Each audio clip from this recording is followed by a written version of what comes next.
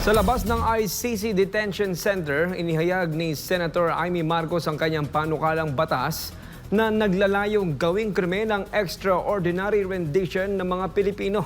Kaugnay nito, iginiit din ng senadora ang suporta sa resolusyong humihiling na isailalim na lamang sa house arrest si dating Pangulong Rodrigo Duterte. Narito ang balita.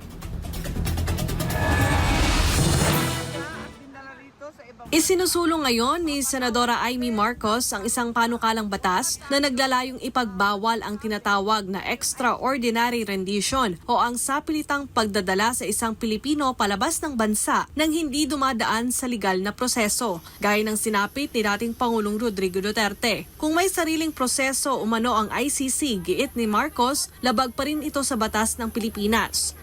Maliban doon, may bago akong bill, ang President Rodrigo Roa Duterte bill, which is SB 552.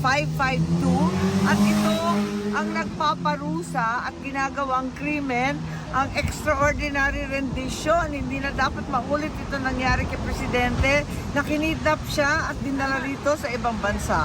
At papatawan natin ng parusa.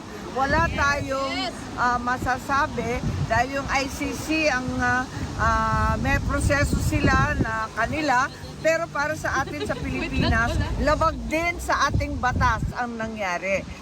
Kaugnay nito, suportado rin ni Marcos ang resolusyon ng ilang senador na humihiling sa International Criminal Court na isailalim na lang si dating Pangulong Duterte sa house arrest sa halip na manatili sa detention facility.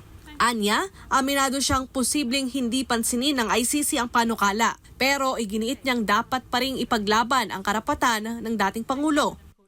Siyempre talagang ako'y nakikiisa sa kanila, pero sa kabila nun, alam ko rin na hindi tayo papansinin ng ICC, ano man ang ipataw dyan. Kaya pursigihin natin, maliban sa resolution dyan sa Senado, na baka naman baliwalain lamang. Pursigihin pa rin natin ang pag-iipon ng ebidensya at pagtatanggol kay Presidente sa loob ng proseso nitong ICC. Baka naman madaan sa tiyaga at sa dasal. Samantala, sinabi ni Vice President Sara Duterte na muling nagpaalam ang senadora sa ICC para personal na makapasok at makausap ang dating Pangulo. Matatanda ang higit 3 buwan nang nakakulong si Duterte mula nang dalhin siya sa The Hague noong Marso 11.